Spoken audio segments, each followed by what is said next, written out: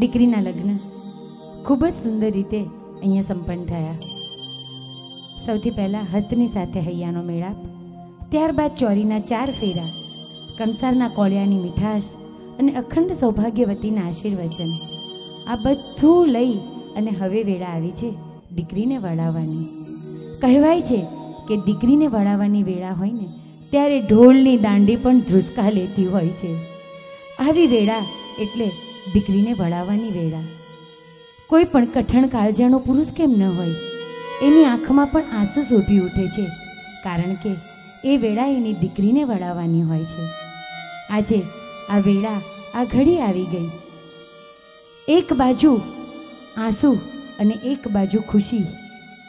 આંસુ એના માટે કે દીકરીને વળાવીએ છીએ અને ખુશી એના માટે કે દીકરી ખૂબ સારા ઘરમાં જઈ રહી છે. દીકરીને વળાવવાની વેળા આવે.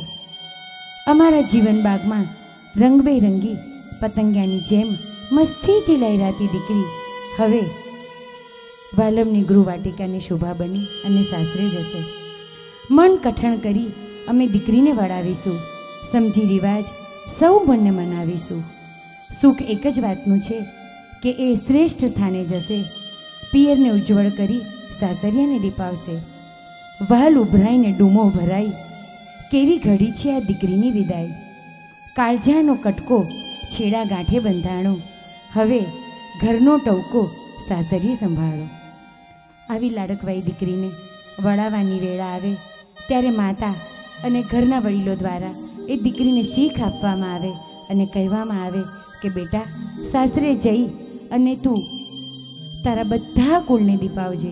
તો લાડકવાઈ દીકરી જ્યારે સાસરીએ જતી હોય ત્યારે એને સરસ મજાની શીખ આપીએ અને આવી લાડકવાઈ દીકરીને આપણે વિદાય આપીએ.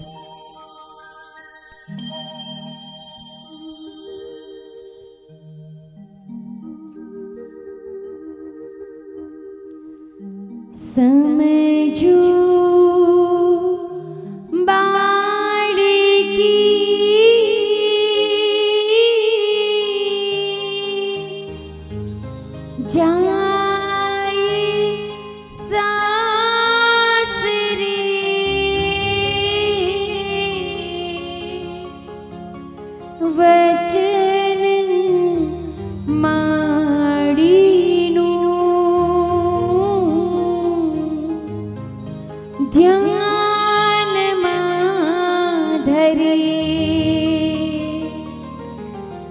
સમજો